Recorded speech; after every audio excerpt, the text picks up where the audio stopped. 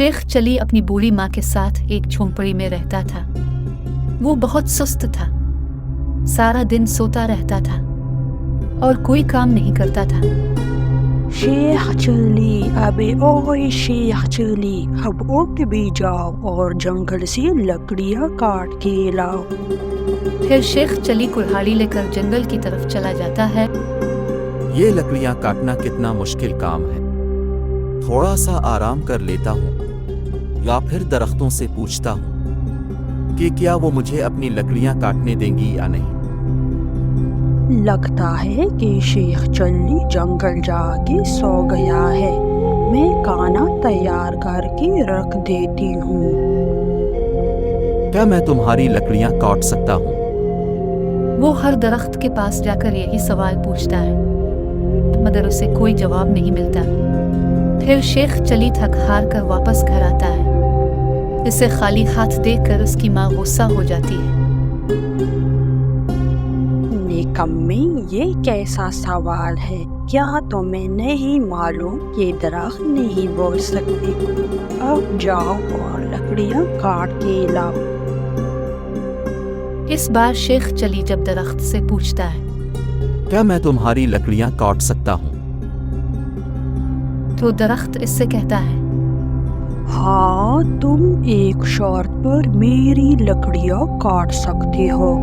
तुमने इन लकड़ियों से एक बेड बनाना होगा और उस बेड को 2 रातों के लिए बादशाह को देना होगा।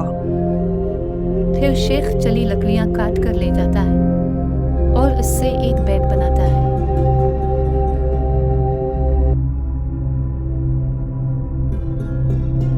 फिर शेख चली वो बेड बादशाह की खिदमत में पेश कर देता है। रात को जब बादशाह सो जाता है तो बेड हिलने लगता है। इसके पाए आपस में बातें करने लगते हैं। अबे तुम कहाँ चले गए थे?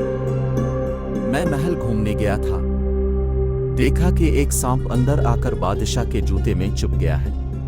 बादशाह को चाहिए सुबह जूते पहनने से पहले सांप को मार दे। बादशाह आंखें बंद किए उनकी बातें सुन रहा होता है। सुबह बादशाह जूते में सांप को देखकर मार देता है। अगली रात फिर से बादशाह सोने का नाटक करता है। इतने में फिर से बेड हिलने लगता है और उसके पाए आपस में बातें करने लगते हैं। अबे तुम कहाँ चले गए थे? मैं बावर्ची खाने गया था। देखा कि मलिका और वजीर बादशाह के खिलाफ साजिश कर रहे हैं। मलिका बोल रही थी, सुबह बादशाह को दूध में जहर मिला कर देते हैं, जिसे पीने से बादशाह मर जाएगा और मलिका तख्त पर कब्जा कर लेगी। अगली सुबह बादशाह बली को दूध पिलाता है तो वो मर जाती है, जिसे देखकर बादशाह को बहुत गुस्सा आ जाता है। वो वजीर को फौरन जिंदान में डाल देता है और मलिका को महल से निकाल देता है। फिर बादशाह शेख चली को बुलाता है और इससे कहता है,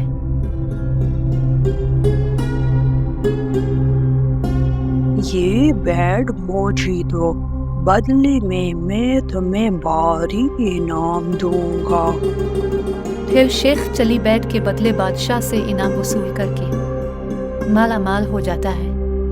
फिर वो और उसकी माँ हंसी खुशी रहने लगते हैं।